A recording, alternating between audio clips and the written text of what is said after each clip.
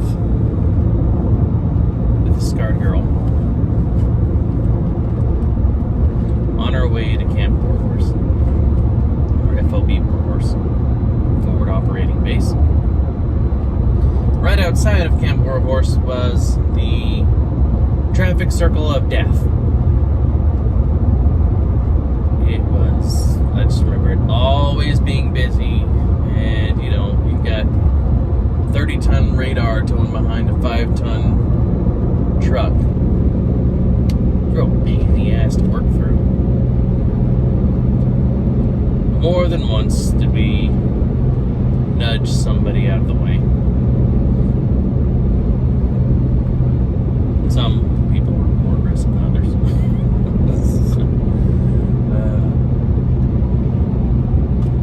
But anyway, we made it to our new home in Warhorse. I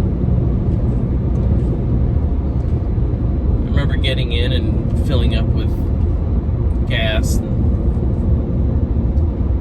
Not as easy as you would think to fill up a gas tank or your Humvee or your 5-ton with gas, because it was a gravity-fed tanker. So you had to stop like 5 seconds before you were done, otherwise it got all over the place. So quite often, after you got done refueling, you smelled and reeked of diesel.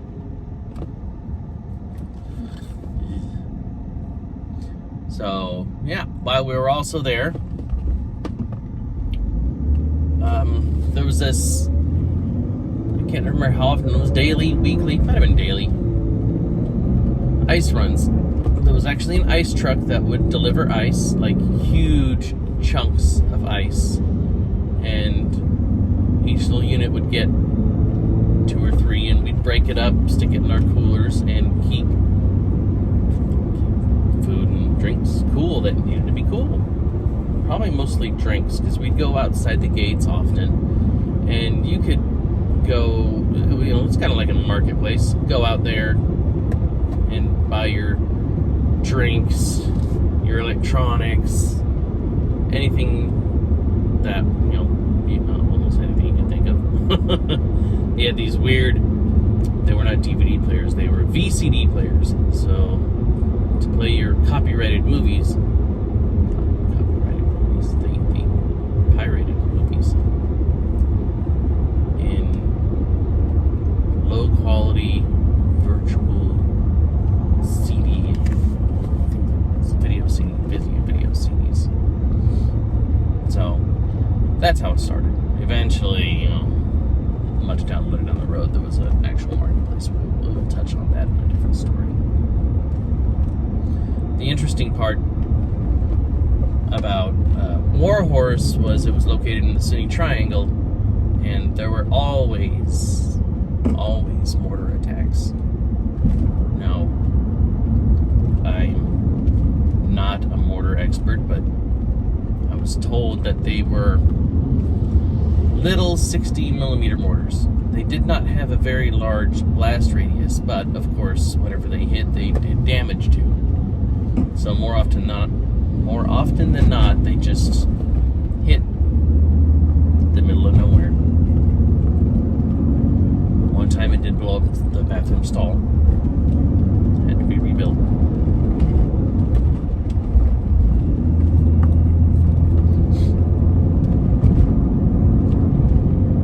During one of these attacks,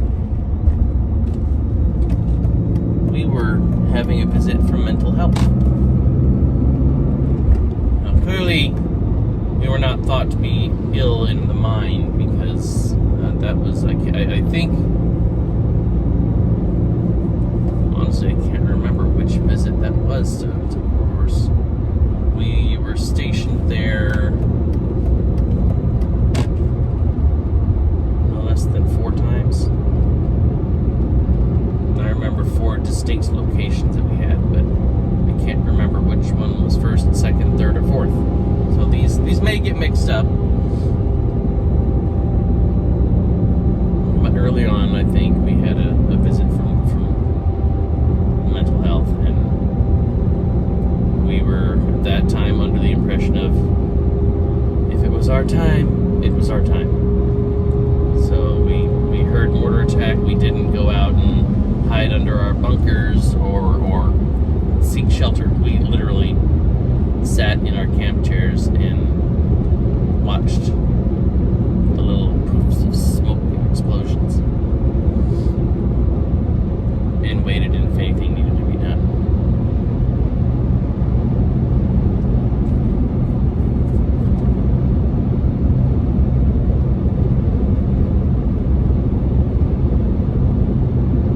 Honestly, can't really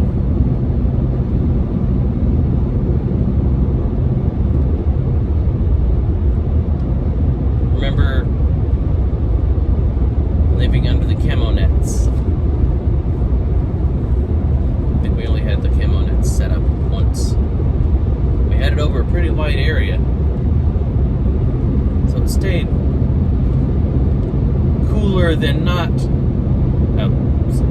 inside the camo net. So it wasn't cool. You adapted, clearly. I don't have a temperature range for you. I do know the hottest it got while we were there was around, I don't know if it felt 130 or if it was 130, maybe 120, before we were rudely interrupted by the out of storage.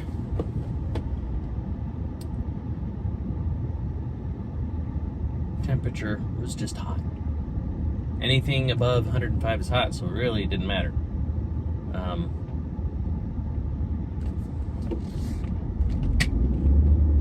And at night, I don't know if ironically is the word for it. At night, it was almost soothing at one point to see the tracers firing through the air while you're going to sleep. Those of you who don't know, a tracer is like every third or fourth round in your magazine is a round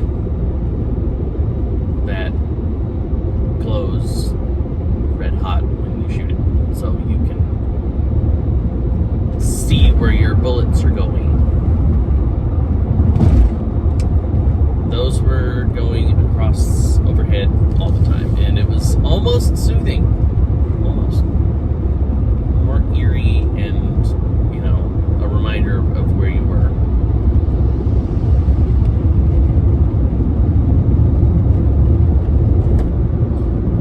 Now, down the street, about 10-15 minutes, was FOB Gabe. I cannot remember the original name for it. It was a much smaller, much more personal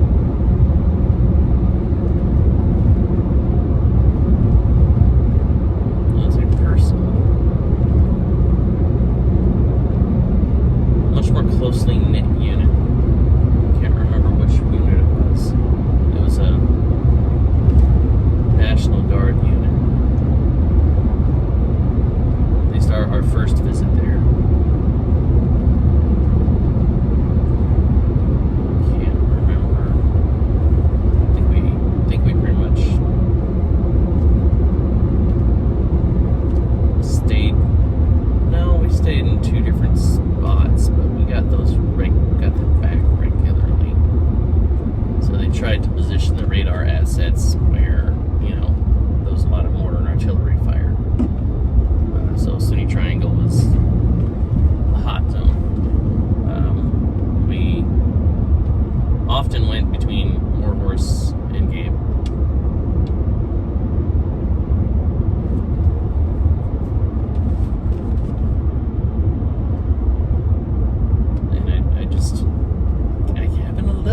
Trouble remembering our first visit there. The early memories are a little fuzzy. I think I remember, not really doing PT as we would normally. There was actually a basketball court there that we would use. And being the person of stature I was not always conducive to playing basketball, but it was the workout that they were looking for. Didn't do bad.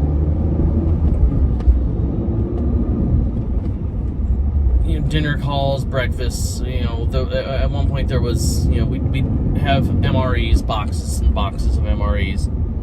They tried to limit us to 2 liters of water a day at over 100 degrees. So literally that was darn near impossible to do. So you literally sip your water and then lie there and just lie there. Don't do anything today. Just be awake.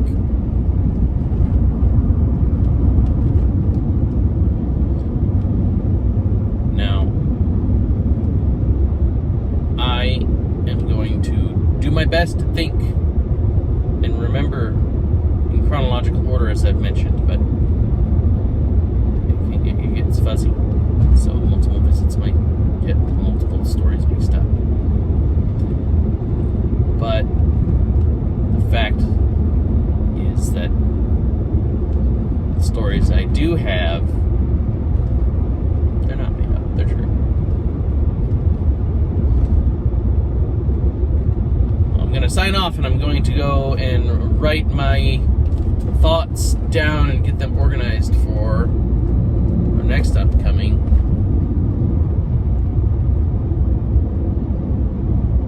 episode. And see where that takes us. Hope you guys enjoyed. Share, like, subscribe. I'll talk to you later.